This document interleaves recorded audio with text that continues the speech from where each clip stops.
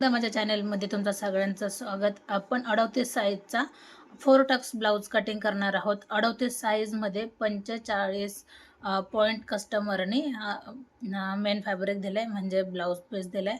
85 point आहे. तर 85 पॉईंटमध्ये आपण डायरेक्ट पिसावर कटिंग न करता आपण अगोदर पेपरवर ॲडजस्ट करू आणि नंतर मग आपण पिसावर कटिंग करू, म्हणजे आपल्याला व्यवस्थित पॅटर्न कुठं ठेवून कट करायचे आणि आपला पीस कसा वाचला पाहिजे याच्यासाठी अगोदर आपण पेपर कटिंग करू. तर चला आपण मापं कशी घ्यायची हे तुम्हाला मी सविस्तर सांगते. आता 38 साईजमध्ये सगळ्यात अगोदर कस्टमरची शिवलेला ब्लाऊज आहे 13.5 उंचीचा, तर आपण 14.5वर एक मार्किंग केली. 38चा चौथा भाग येतो 9.5 इंच. 9.5 इंचाची आपण ही लाईन पूर्ण केली आणि 2 इंच आपण अशिले मार्जिन ठेवली, म्हणजे हा बॉक्स आपण पूर्ण तयार केला. आता त्याच्यानंतर आपण शोल्डर घ्यायचं आहे 38ला 6 इंच, कारण गळा कस्टमरचा कमी आहे. 6 इंच गळा घेतला आहे, शोल्डर घेतलं आहे. 2.5 इंच आपण गळ्यासाठी टाकू. परत एकदा आपण 6 इंचावर एक मार्किंग करायची. ही लाईन आपण सरळ आखून घ्यायची. नंतर आपण 5.5 ते 6 इंच जरी आपण मुंड्यासाठी घेतलं तरी काही हरकत नाही, आणि सरळ आपल्याला ही लाईन पूर्ण आखून घ्यायची. आता मधून आपल्याला एक लाईन द्यायची. 1.5 इंच आपल्याला पाठीमागच्या भागासाठी आणि 1 इंच आपल्याला फ्रंटसाठी. आता तुम्हाला मी सांगते, ज्यावेळेस आपण आकार देतो 3.5 इंच 3.5 इंच असं जर माप घेतलं तर तुम्हाला आकार द्यायला सोपं पडून जाईल. अशा पद्धतीने आपण मुंड्याला आकार दिला. आता हा आपण पाठीचा भाग कट करतोय. तर कस्टमरचा गळा कमी आहे, 5 इंचाचा आहे, 6 इंचाचा आहे. तर 6वर आपण एक मार्किंग केली. वरती 2.5 घेतले तर आपण खाली 3.25 तरी घेऊया, म्हणजे थोडासा गोल येऊन जाईल.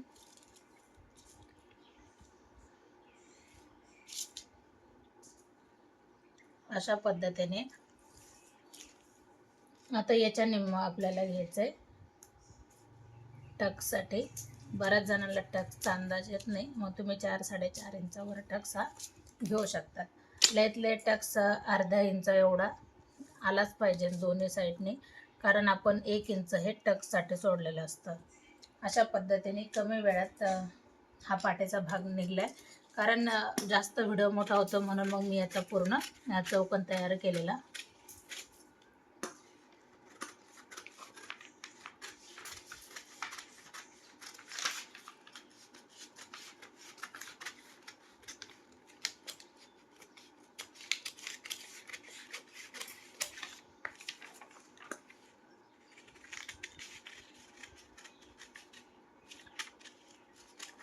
आता मी पाठीचा भाग ज्यावेळेस मी फ्रंट ठेवून कट करेन त्यावेळेस तुम्ही बघूया. आता हा जो पेपर आहे हा आपण जसा आहे तसा आपल्याला ठेवून घ्यायचा आहे. याच्यामध्ये कमी जास्त कुठं करायचं तुम्हाला मी दाखवते.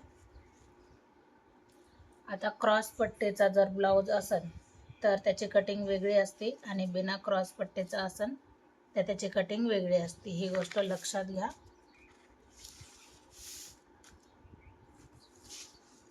हा पॉईंट इथं काढून ठेवायचा, म्हणजे आपल्या लक्षात येऊन जाईल. गळ्याचा एक पॉईंट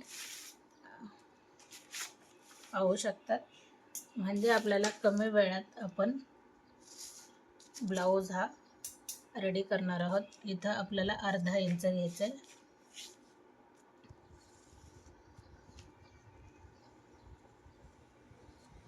अर्धा इंचाचा आपण फरक काढलाय.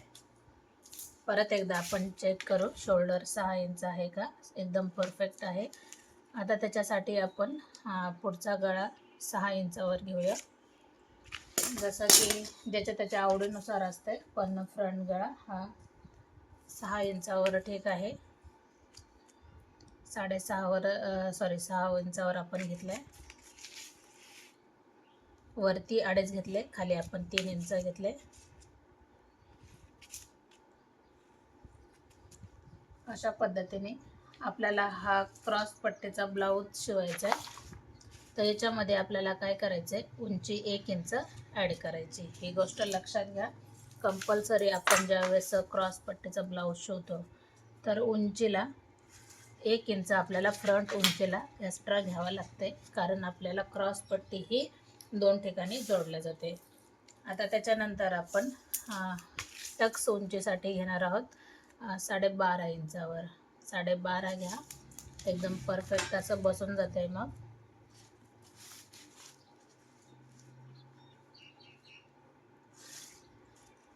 आता आपल्याला कशामध्ये काही वाढवायचं नाही, एकदम परफेक्ट आपल्याला उंची. आणि अर्धा इंच आपण क्रॉसमध्ये थोडंसं वरती घेतले क्रॉस पट्टीसाठी. आता टक्स घेताना 38 साईज आहे तर 4 इंचावर आपण एक पॉईंट दिला. हा टक्स आपण 1.5 इंचावरती वरून घ्यायचा आहे आणि हा टक्स आपल्याला जवळजवळ 1 इंचाचा येईल एवढा आपल्याला घ्यायचा आहे, बरोबर. त्याच्यानंतर आपण बाकीचे टक्स 2 इंचावर घेतलेत, 1.5-2 इंचावर घेऊ शकता आणि फ्रंट टक्स तुम्ही 2.5 ते 3 इंचावर घ्यायचा आहे. अशा पद्धतीने आपला हा 4 टक्स ब्लाऊज कमी वेळामध्ये एकदम परफेक्ट असा झाला आहे. जे काम दाखवते ते मी कस्टमरच्याच कामावर दाखवते, ही गोष्ट लक्षात घ्या.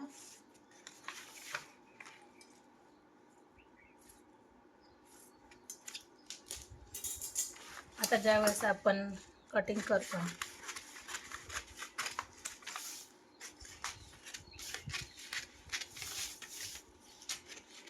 आता आपल्याला फ्रंटचा आकार कट करायचा आहे.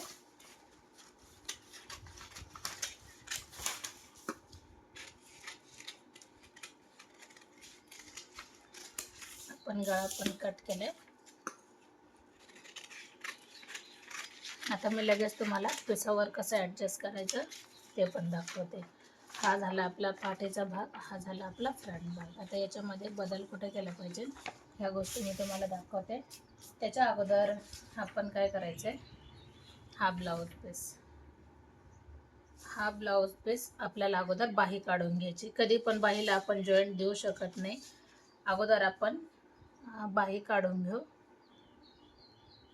आपल्याला घडी अशीच टाकावी लागणार आहे, कारण आपल्याला बाही ही पुरली पाहिजे. त्याच्या अगोदर आपल्याला कितीची घडी घ्यायची हा एक आपल्याला अंदाज घ्यायचा आहे. तर आपण असं तिरकं माप घ्यायचं आहे.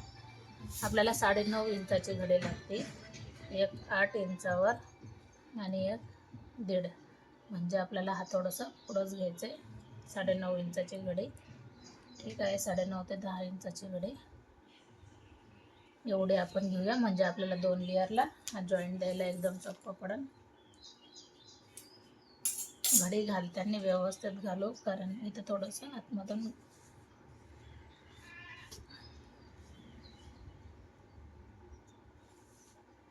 आता कधी पण आपल्याला अगोदर एक लाईन आखून आपल्याला सरळ आखून घ्यायचं आहे.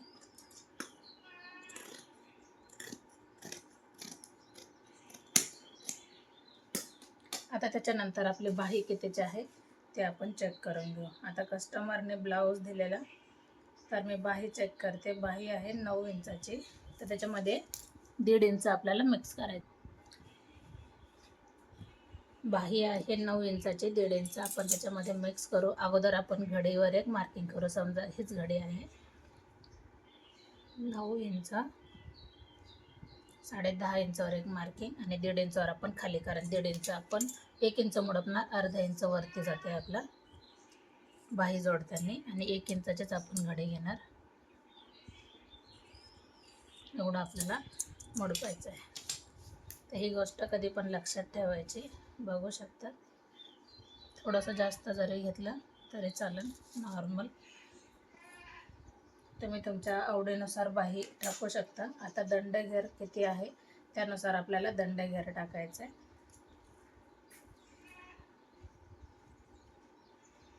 5.25 इंच दंडघेर आहे, 6.25 इंच. त्याच्यामध्ये तुम्ही 1.5 ते 2 इंच लुजिंगसाठी ठेवू शकता. आता आपल्याला आकार देताना 2 इंचापासून आकार द्यायचा आहे आणि इथपासून आपल्याला 3 इंचावर खाली यायचं आहे. अशा पद्धतीने आकार द्या. एकदम सोप्या पद्धतीने आकार देणं आहे, अजिबात अवघड काहीच नाही. आता आपण याची कटिंग करू.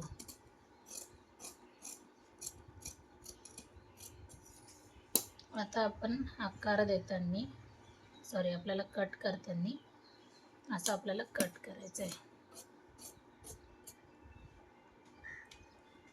आपल्याला जॉईंट फक्त ह्या 2 लेअरलाच येऊन जातो आणि हे लक्षात येऊन जातं आपल्याला का इथपासून आपल्याला बाही ही फोल्ड करायची.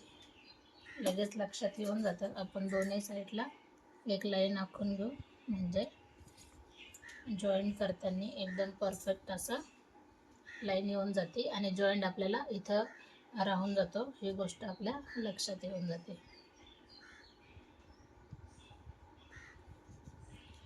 मध्ये पण आपल्याला एक टच करायचं म्हणजे आपल्याला मधला पॉईंट लक्षात येईल.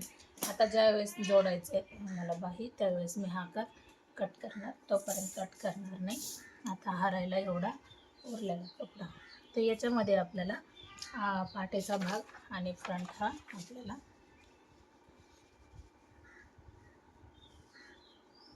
ठेवायचा आहे.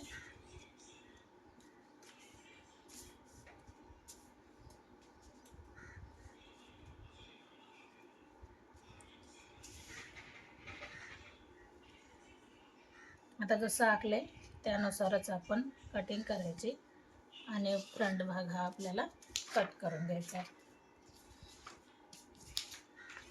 जिथं आपल्याला कपडा ॲडजस्ट होईल त्या ठिकाणी आपण ॲडजस्टमेंट करणार.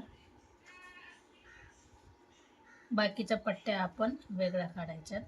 जी गळापट्टी आली, क्रॉस पट्टी आली, आपण अस्तरचे जरी याला क्रॉस पट्टी लावली तरी काहीच हरकत नाही, कारण आपल्याला 4 क्रॉस पट्ट्या लागत असतात.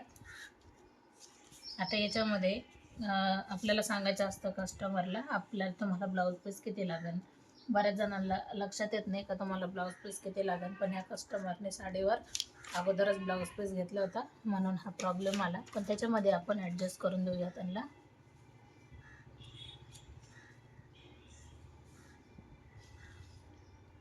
उरलेल्या याच्यामध्ये आपण पट्ट्या काढू.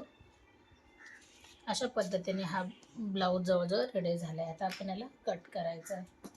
तर कमी वेळात आपण हा ब्लाऊज कट केला आहे. आपण गळा जर कट केला अशा पद्धतीने 6 इंचाचा गळा होता. खडूने लेस राडा होऊन जातो. तर आपण ही पट्टी आपल्याला कशाला पण कामा येईल.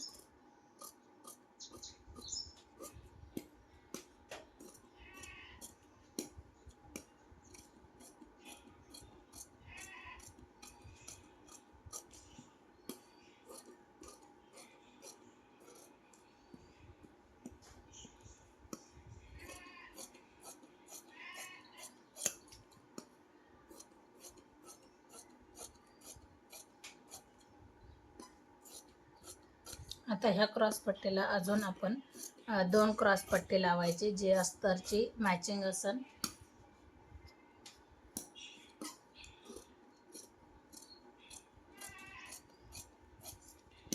आपल्याला टक्स पॉईंट तर लक्षात येऊनच जातात, तर त्याच्यामुळं काही अडचण येत नाही. तर कमी वेळात हा ब्लाऊज पीस आपण कट केला आहे. कसा वाटला नक्कीच कमेंट करून सांगा आणि व्हिडिओ आवडला तर नक्कीच लाईक करा, शेअर करा, सबस्क्राईब करायला अजिबात विसरू नका. कशी कटिंग वाटली नक्कीच कमेंटमध्ये सांगा.